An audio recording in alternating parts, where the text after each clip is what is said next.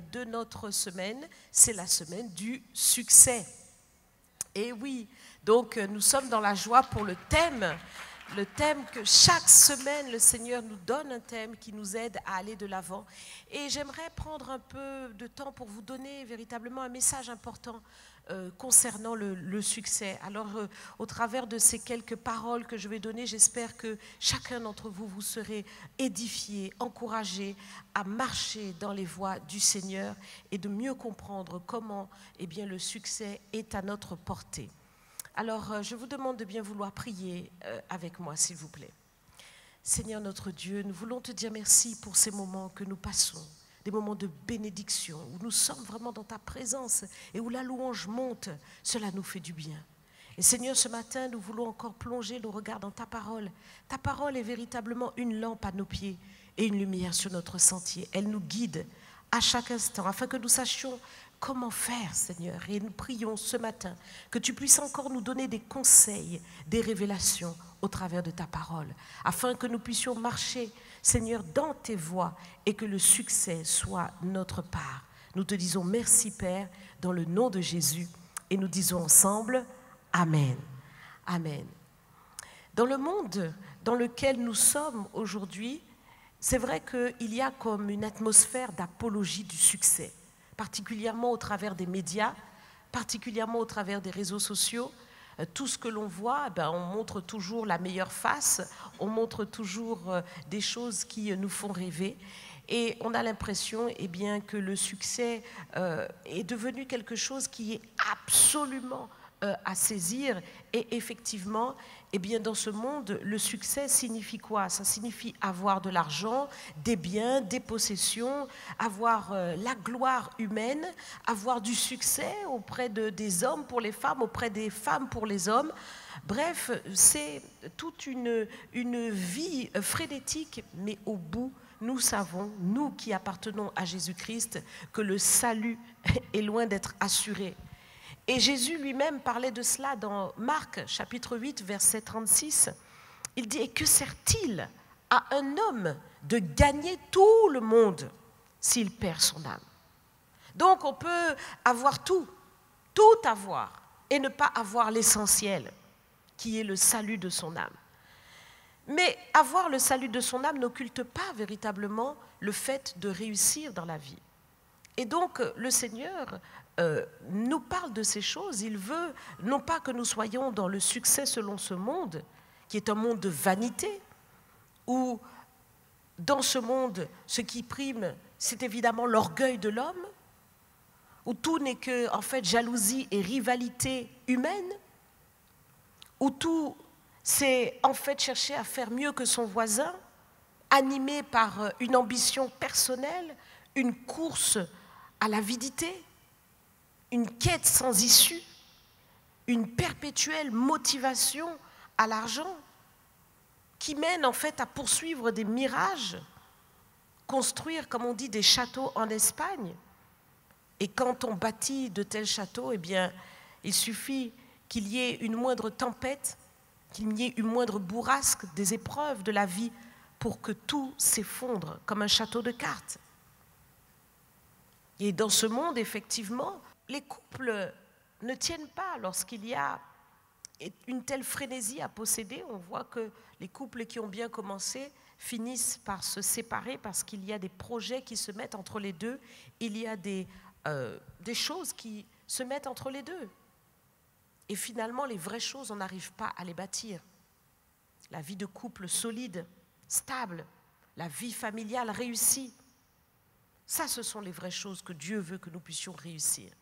Et selon Dieu, le succès, c'est quelque chose qui vous fait aller de l'avant, qui vous donne un témoignage très fort, quelque chose qui est exemplaire et qui concerne tous les domaines de votre vie jusque dans l'éternité. Parce que le succès qui vient de Dieu, c'est un succès qui est éternel.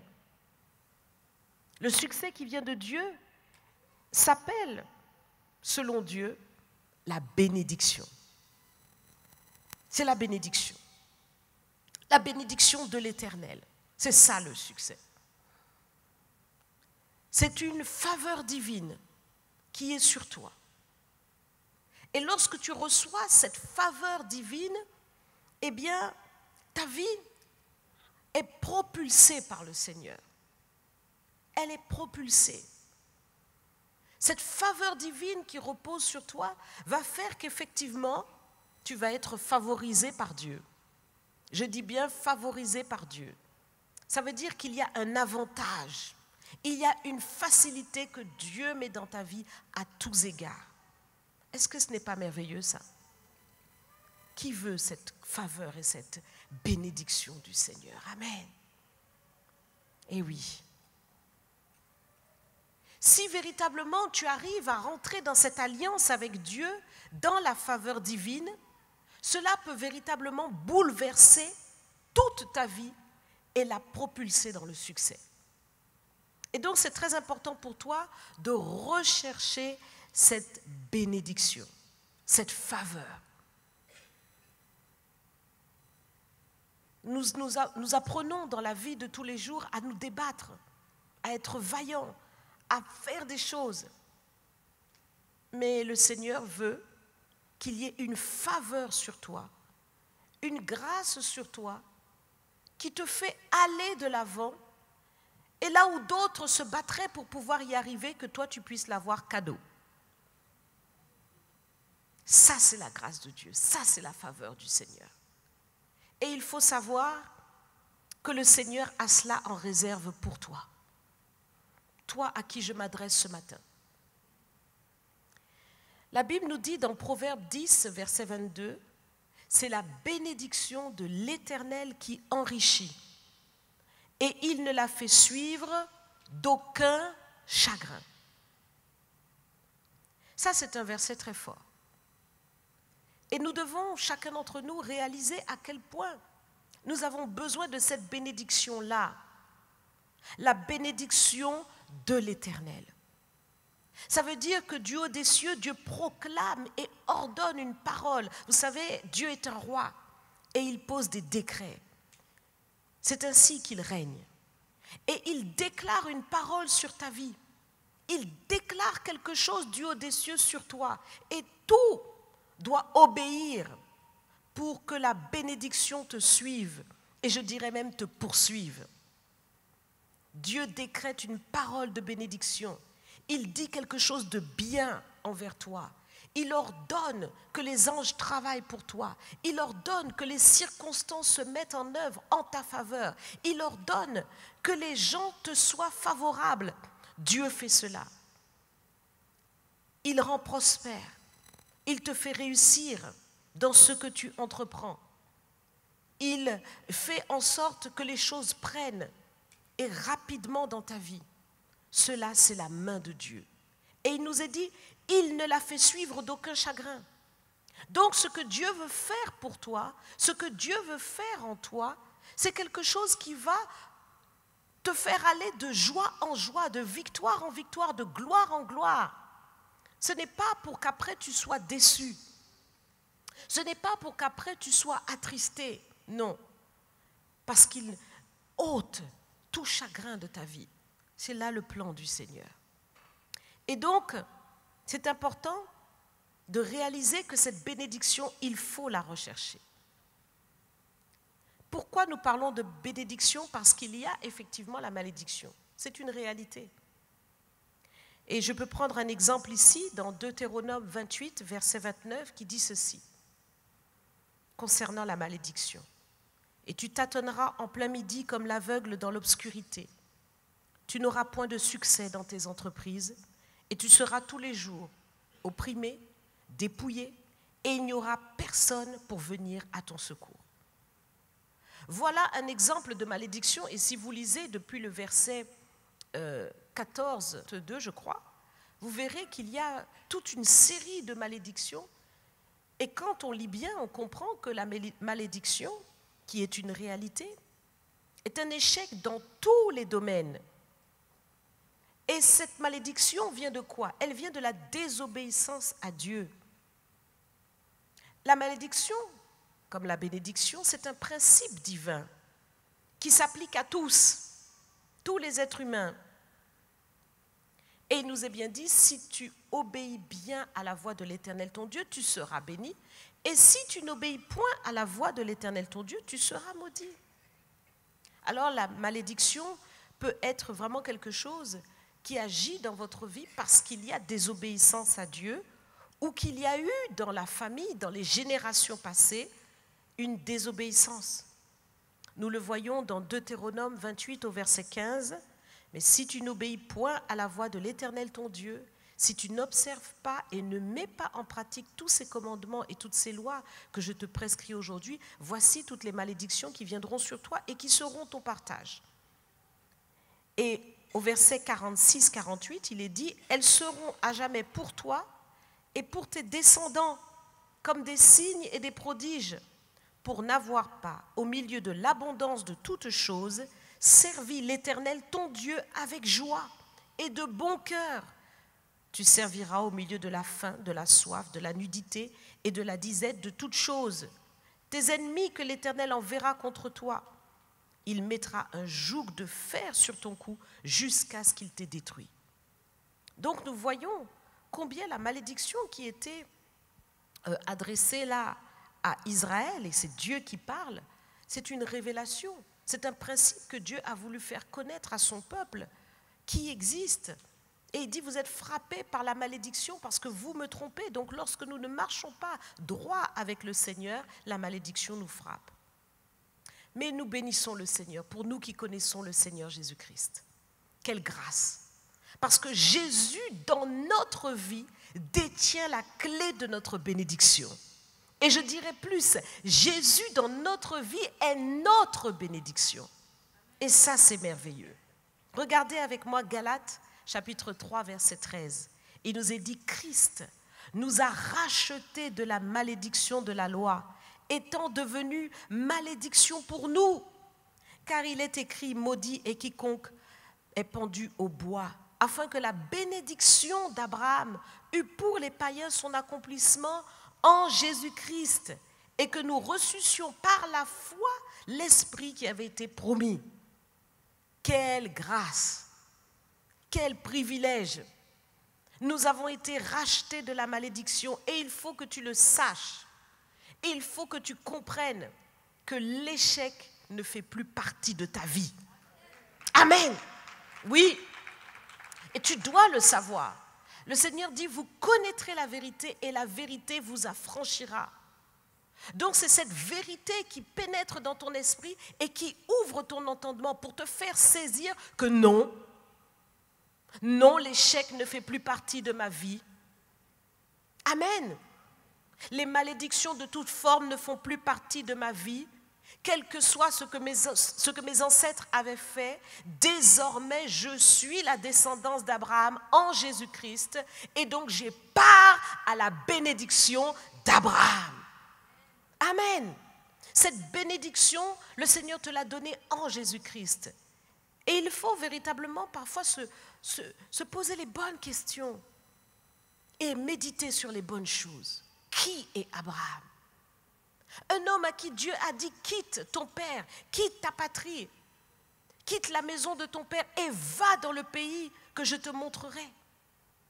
Un homme qui a tout quitté pour pouvoir suivre la voie de l'Éternel et Dieu l'a enrichi, béni à tous égards. Le Seigneur lui a montré les étoiles et lui a dit, regarde, ta descendance sera aussi nombreuse que ces étoiles-là. Alors qu'Abraham et sa femme ne pouvaient pas avoir d'enfants. Mais Dieu lui fait une promesse et Abraham a cru. Il s'est tenu dans la foi. Il a persévéré. Il a été patient et il a saisi. Non pas pour lui seul, mais pour nous tous, une telle bénédiction par la foi. J'aimerais te dire que tu es de la race d'Abraham parce que tu es son enfant. Tu es sa descendance en Jésus-Christ. Donc tu es de la même trempe. Et la bénédiction d'Abraham repose sur toi. Et tu dois en être conscient. Et il nous est dit dans ce passage que Jésus-Christ donc s'est fait malédiction. Ça veut dire qu'il a pris sur lui tout ce que nous avons lu dans Deutéronome du verset 15 au verset 32. Il a pris sur lui tout ça. Pour que toi tu hérites la bénédiction. Donc c'est important maintenant que tu rentres en possession de ton héritage. Amen. Tu dois rentrer en possession de ton héritage. Et regardez ce verset. Que la bénédiction d'Abraham eut pour les païens quoi? Son accomplissement. Dieu veut accomplir la bénédiction en Jésus-Christ en toi. Par Jésus-Christ, il veut accomplir cette bénédiction en toi. Ça veut dire que cette bénédiction peut simplement demeurer comme, un titre, si je puis dire, de propriété dont tu n'as pas pris possession, comme un héritage qui t'est destiné, dont tu n'as pas pris possession. Et il faut que tu puisses rentrer maintenant dans cette possession. Oui. Et pour cela, il nous l'est dit ici, au verset 14, et que nous reçussions par la foi l'Esprit qui avait été promis. Cette bénédiction, ce succès, te vient de la communion du Saint-Esprit. La communion du Saint-Esprit. Et beaucoup d'enfants de Dieu négligent la communion du Saint-Esprit. Autrement dit, tu as un héritage, tu as une possession, il y a une bénédiction qui repose sur toi, mais seul le Saint-Esprit peut te dire comment tu vas pouvoir le saisir. Il y a des choses que Dieu a mis en réserve pour toi et seul le Saint-Esprit pourra te dire comment tu vas le saisir. Dans Josué chapitre 1, versets 7 à 8, voici ce que le Seigneur disait à Josué. Fortifie-toi seulement et aie bon courage, en agissant fidèlement, selon toute la loi que Moïse, mon serviteur, t'a prescrite. Ne t'en détourne ni à droite ni à gauche, afin de réussir dans tout ce que tu entreprendras. Que ce livre de la loi ne s'éloigne point de ta bouche. Médite-le jour et nuit pour agir fidèlement selon tout ce qui est écrit, car c'est alors, je redis, car c'est alors, dites-le avec moi, car c'est alors, dites-le avec moi, car c'est alors que tu auras du succès dans tes entreprises. C'est alors que tu réussiras. Donc nous voyons dans ce passage qu'il y a la nécessité de méditer la parole de Dieu. La parole de Dieu doit être méditée. Et la méditation, tu ne dois pas la faire tout seul, parce que ça devient, si tu fais la méditation de la parole de Dieu tout seul, toute seule ou tout seul, c'est une lecture que tu fais. Tu vas lire la Bible, point. Mais au contraire, il faut que tu aies le Saint-Esprit avec toi pour méditer la parole. Il faut que tu puisses poser des questions au Saint-Esprit pendant que tu lis. Et pendant que tu es en train de regarder un passage, que tu te penches sur les Écritures, il faut que tu demandes au Saint-Esprit de t'éclairer, de te montrer, de t'expliquer, de te conduire dans cette parole pour la méditer. Alors il te dira, mais regarde tel verset, va dans tel autre, prends la définition. Il va échanger avec toi, il va inspirer ton esprit. Et tu as besoin de rentrer dans cette méditation. Méditer la parole de Dieu, c'est comme mastiquer un bon plat. On ne l'avale pas d'un coup, on mastique pour que cela puisse pénétrer. C'est important, la méditation de la parole, parce que c'est la méditation qui te donne la sagesse. Or, la sagesse est la clé pour avoir le succès. Dans Proverbes chapitre 8, il nous est dit ceci au verset 12. « Moi, la sagesse, j'ai pour demeure le discernement, et je possède la science de la réflexion. » Voyez ? Donc lorsque vous avez cette sagesse qui vient d'en haut, vous avez une méthode dans votre esprit. Vous savez comment vous allez méditer. Et cette méditation va vous permettre de tirer substance, afin que vous puissiez comprendre votre voie, afin que vous puissiez marcher dans le succès. La crainte de l'Éternel, c'est la haine du mal. L'arrogance et l'orgueil, la voix du mal, et la bouche perverse, voilà ce que je hais. Le conseil et le succès m'appartiennent. Donc, la sagesse détient le succès. Et si toi, tu veux le succès, alors il faut que tu recherches cette sagesse-là. Et pour rechercher cette sagesse, c'est dans la méditation de la parole que tu vas l'acquérir. Tu as besoin de la communion du Saint-Esprit pour que ta méditation soit effective. la communion du Saint-Esprit. Le Saint-Esprit est Dieu sur terre. Il est Dieu en toi. Et il veut échanger avec toi. Il veut parler avec toi. Il veut te conduire. Tu ne peux pas faire sans lui. Cette méditation doit animer ta vie. Elle doit être véritablement un échange, un dialogue avec le Saint-Esprit constamment, en tout temps. C'est quelque chose qui doit te caractériser si tu veux que cette réussite soit en toi. Il y a besoin que ton oreille, je le redis, soit sensible à la voix du Seigneur. Ton cœur sensible à la voix du Seigneur. Bien souvent, on pense au succès simplement parce qu'on se débat, on travaille, on fait, on se dit ça va marcher. Mais ce n'est pas d'abord de faire. Il faut écouter. Il faut être en communion. Ce que toi, tu aurais fait peut-être en 20 jours, 30 jours, 1 an, le Saint-Esprit est capable de te le faire en 2 jours. Oui, il est capable de te le faire en 2 jours. Il te dit, va par là. Rappelez-vous, le Seigneur connaît toutes choses. Il avait dit, va dans la rue qu'on appelle la droite, tu trouveras Paul. Parce qu'il sait toutes choses. Parfois, le Seigneur a besoin de te faire rencontrer des personnes clés. Et il est capable de te dire, va voir un tel. Mais il faut que tu puisses écouter. Le Saint-Esprit a les clés pour ton succès. Amen. Pour réussir selon Dieu, donc il faut méditer la parole. Et nous le voyons, nous l'avons vu ensemble dans Josué. C'est alors que tu auras du succès. Médite ce livre jour et nuit.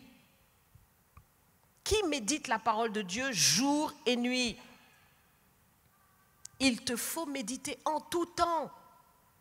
Et beaucoup négligent leur Bible. La Bible orne ta bibliothèque, elle orne ta table de chevet, tu ne l'ouvres pas.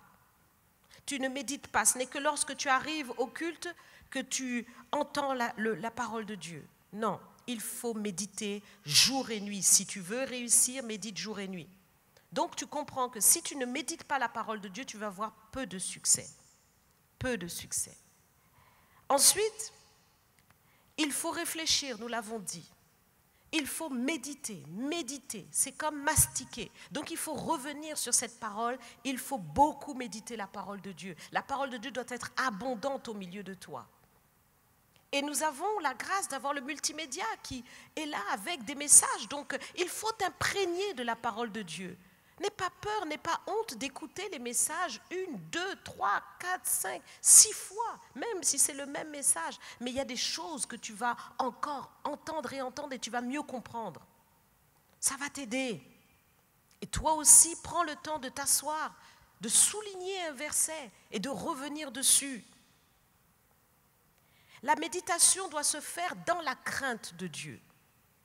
Ça veut dire que ce qui t'importe dans ta méditation, c'est de veiller à faire ce que tu as compris. Donc lorsque tu comprends que tu ne dois plus faire ci, que tu ne dois plus faire ça, que tu dois agir de telle ou telle manière, fais tout. Parce que la crainte de Dieu est importante. C'est ainsi que Dieu prend plaisir. En haïssant le mal sous toutes ses formes. Donc ça veut dire qu'il y a une attitude personnelle à veiller à son propre cœur. Il y a des sens interdits que l'on se donne. Il y a des choses que l'on ne se permet pas pour rentrer en profondeur dans l'accomplissement de la parole de Dieu. Et il faut y travailler. Le Seigneur dit que celui qui se sanctifie encore. Il faut veiller à rechercher la modestie et l'humilité. Mais oui, l'arrogance et l'orgueil, c'est la voie du mal. Voyez ? Donc il faut faire très attention à cela.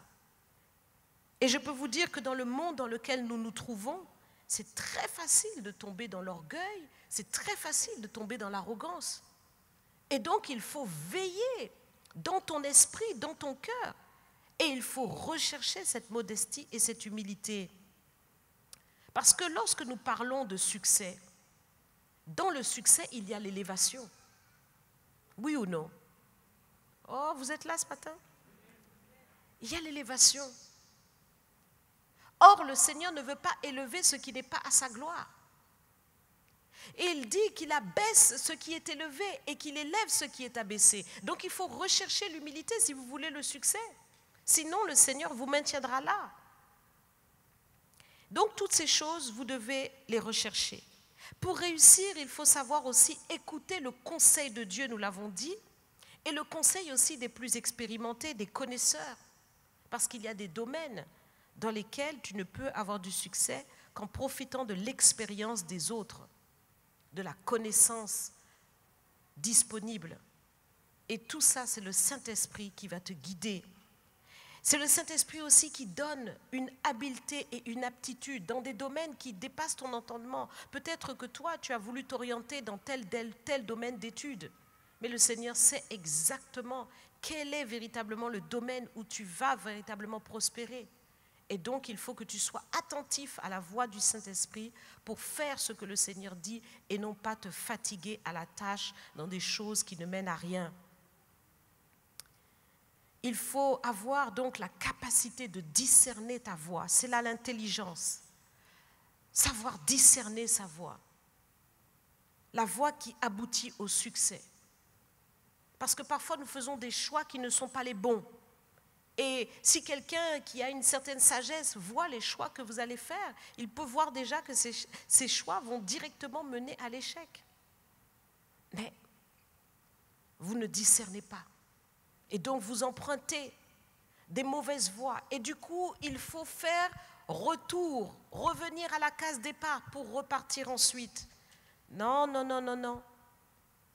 Le succès vous épargne véritablement beaucoup de pertes de temps. Et il faut rechercher donc la capacité à discerner sa voix. C'est là l'intelligence qui vient d'en haut, l'intelligence de Dieu. Pour le succès, il faut de la force, il faut du courage. Parce que, voyez, le succès, ça ne vient pas selon nos pensées. Mais parfois, le succès vient par une épreuve qui vous est donnée là, comme en fait l'occasion pour Dieu de révéler qui vous êtes et l'occasion pour Dieu de vous propulser en avant. Mais si vous n'êtes pas courageux, vous allez faire marche arrière, vous n'allez pas vouloir passer par cette épreuve-là. Or, c'est exactement l'épreuve qui va précéder votre élévation. Nous le voyons dans le cas de David face à Goliath. Il fallait que David passe d'abord par cette épreuve-là pour ensuite rentrer dans la royauté. Lorsque tout le monde a vu ce que David était capable de faire, les gens ont réalisé que David était la bonne personne. Toi aussi, parfois, Dieu va te placer dans une épreuve, dans une situation difficile. Il ne faut pas la redouter, mais il faut réaliser que l'épreuve va te qualifier. Celui qui recherche le succès est aussi quelqu'un qui n'aime pas le sommeil. Parce que vous ne pouvez pas vouloir le succès et en même temps aimer dormir. Ça ne marche pas ensemble. Et non. Celui qui aime le succès, qui veut le succès véritablement, je parle du succès de Dieu, ne se donne pas d'excuses pour favoriser la paresse. Non, pas d'excuses. Il est travailleur. Il est au travail. Et le Seigneur le dit. Il le dit ce matin pour toi. À tes résolutions répondra quoi? Le succès. Si tu es résolu pour pouvoir rentrer dans le succès sera avec toi. Parce que Dieu sera avec toi. Amen. Si tu es résolu, c'est un positionnement intérieur. C'est une attitude. Et j'aimerais faire une parenthèse là-dessus parce que c'est très important. Nous avons parlé de la faveur divine qui nous accompagne parce que Dieu est un Dieu qui veut donner cette faveur. Mais attention, avec la faveur, il y a une attitude. Je dis bien, il y a une attitude. Vous ne pouvez pas être dans la faveur divine et être quelqu'un de négatif. Ça ne va pas avec la faveur. La faveur divine va même être repoussée. Elle ne va pas prendre sur vous parce que vous êtes trop négatif. C'est très important ce que je vous dis là. La faveur de Dieu, c'est quelque chose de très fort, c'est positif. C'est très positif. Parce que Dieu est positif. La foi en Dieu est positive. Donc si en vous, vous avez toujours une méditation, une pensée négative, une pensée où vous vous dites « Oh, j'y arriverai pas, oh, je ne peux pas, oh, je ne sais pas », quand vous êtes dans cet état d'esprit, quand vous êtes négatif, quand vous vous levez le matin et qu'aujourd'hui pour vous, parce qu'il pleut, « Oh, j'en ai marre, oh, encore une journée », quand vous êtes dans cet état d'esprit, la faveur de Dieu ne peut pas reposer sur vous. Parce que la faveur va véritablement épouser la vie de celui qui la reçoit. Il faut la recevoir. La faveur, c'est un état d'esprit positif qui vient de Dieu, par lequel vous savez que rien ne pourra vous résister, par lequel vous savez que tout est possible à celui qui croit, par lequel vous savez que je puis tout par celui qui me fortifie, par lequel vous savez que rien ne pourra vous nuire. C'est ça l'état d'esprit positif.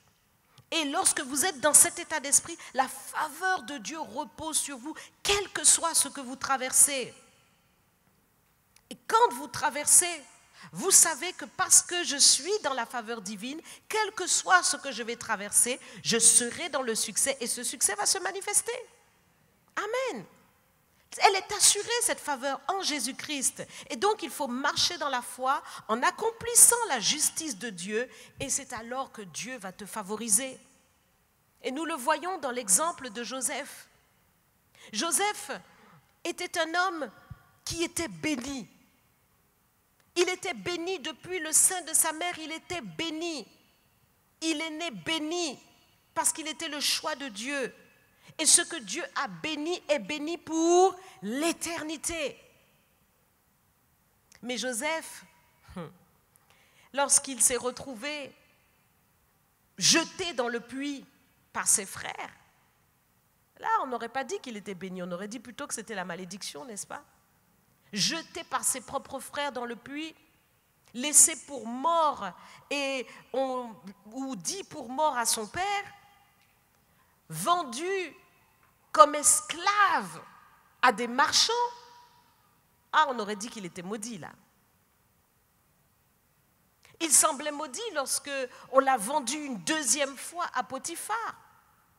Il semblait maudit lorsque il s'est retrouvé dans cette prison injustement parce que la femme de Potiphar l'avait convoité et l'avait faussement accusé de viol. Il était comme maudit. Mais il n'était pas maudit. Pendant qu'il était dans cette prison-là et que tout le monde l'a oublié, il était comme maudit.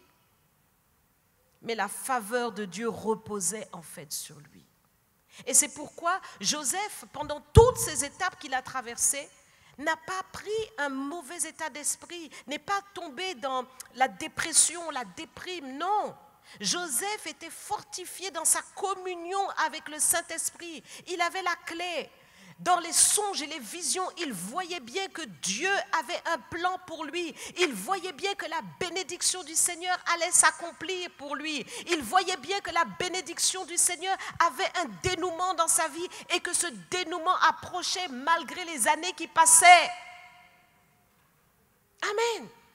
Et donc Joseph n'a pas pris un air maussade, un air triste, un air d'apitoiement pendant toutes ces épreuves. Non, son visage était relevé par la puissance de Dieu parce que la bénédiction est dans ton cœur, la bénédiction est en toi. Toi aussi, tu dois relever le visage, quel que soit ce que tu traverses. Joseph était de cet homme-là qui savait qu'il fallait chérir cette faveur et cette bénédiction du Seigneur en lui. C'est le royaume de Dieu en toi. C'est cette puissance de bénédiction et cette faveur divine qui repose sur toi, qui accomplira au temps convenable l'élévation du Seigneur. Et donc, la faveur de Dieu dans la vie de Joseph connaissait le jour J. Elle connaissait leur hache pour se manifester. La faveur et la bénédiction du Seigneur sur ta vie à son heure. Je répète, la faveur et la bénédiction du Seigneur dans ta vie à son heure. Et quand tu es en train de traverser l'épreuve, Il faut que tu apprennes, toi qui es béni en Jésus-Christ, toi qui marches dans la justice, toi qui marches dans la communion du Saint-Esprit, il faut apprendre à être patient et persévérant. Il ne faut pas t'attrister quand tu traverses l'épreuve, mais tu dois véritablement repasser dans ton cœur toutes les promesses que l'Éternel t'a faites et tu dois relever ton visage par la foi. Parce que tu dois garder l'attitude positive qui permettra à la faveur divine de se manifester. Joseph, dans la prison, regarde les autres qui sont en train de déprimer et il leur dit « Mais pourquoi vous avez mauvais visage aujourd'hui ?» Lui, il était en train de chanter « Alléluia, Alléluia, Alléluia, Alléluia » dans la prison. Dans la prison. Il est en train de chanter. Parce qu'il est dans l'allégresse, il sait que quelque chose va se passer. Est-ce que tu sais que lorsque tu as la faveur de Dieu, quelque chose va se passer pour toi? Amen. Et donc, la faveur divine a son heure. Dans l'épreuve, sois patient et recherche donc cette faveur, recherche cette bénédiction. Jabez, nous le connaissons, avait compris l'importance de demander à Dieu cette faveur. Il nous est dit dans 1 Chronique 4, verset 10, Jabez invoqua le Dieu d'Israël en disant « Si tu me bénis et que tu étendes mes limites, si ta main est avec moi et si tu me préserves du malheur en sorte que je ne sois pas dans la souffrance. » Et Dieu accorda ce qu'il avait demandé. Donc tu comprends que la bénédiction, c'est quelque chose qui se recherche. Et tu dois rechercher plus encore. Tu dois rechercher une extension de la bénédiction dans ta vie. Tu dois rechercher cette faveur divine. Tu dois demander ces choses au Seigneur. Tu es béni en Jésus-Christ. Elle est là, cette bénédiction. Mais ce qu'il faut que tu recherches, c'est maintenant une intensité de communion avec l'Esprit qui va révéler dans ta vie les bons choix de la bénédiction. Est-ce que tu entends ce que je dis? Tu dois demander cette communion et tu dois la rechercher intensément. Et il y a une dimension beaucoup plus forte que ce que tu as déjà expérimenté. Tu dois aller encore plus loin. Alors voilà ce que je voulais te dire ce matin, ce que je voulais vous partager. Et j'aimerais que nous puissions nous mettre debout pour que tout au long de cette semaine, eh bien, tu puisses rechercher cette faveur divine et que cette grâce soit vraiment au milieu de toi. Et je vais vous demander de répéter quelques paroles après moi afin que nous puissions pleinement rentrer dans ces choses. Seigneur Jésus, j'ai entendu ta parole ce matin et je réalise que la bénédiction est véritablement pour moi. Je réalise que ta faveur est pour moi. En Jésus-Christ, j'ai accès à toutes ces choses. Et je les désire ardemment. Mon cœur veut les saisir.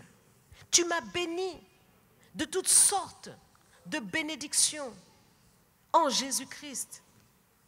Aide-moi maintenant à marcher dans une communion très forte avec le Saint-Esprit pour que je puisse saisir toutes les clés, tous les secrets qu'il a à me révéler. Je m'humilie devant toi. Je réalise combien de fois je n'ai pas marché dans la sainte crainte de Dieu qui te permet de manifester cette faveur dans ma vie. Mais je change de positionnement. Je ne veux plus être un croyant charnel, mais je veux marcher vraiment par la puissance du Saint-Esprit dans une vie qui t'honore, te glorifie. Aide-moi, Saint-Esprit. Remplis-moi, revêt-moi, manifeste-toi puissamment à moi. Rends mon oreille sensible pour entendre le son de ta voix. Rends-moi persévérant dans l'épreuve afin que je relève mon visage et que véritablement je demeure dans ta faveur. Je te dis merci Seigneur parce que tout au long de cette semaine, ce succès est pour moi. Ce succès est pour ma famille. Ce succès est pour l'Église. Ce succès dépasse mon entendement et je l'accepte pleinement. Je me positionne pour cela. Je rentre dans cette dimension du succès. Je règle mes situations vis-à-vis de toute personne afin que je puisse être dans le succès. Et je te dis merci Père, dans le nom de Jésus. Amen. Acclame le Seigneur.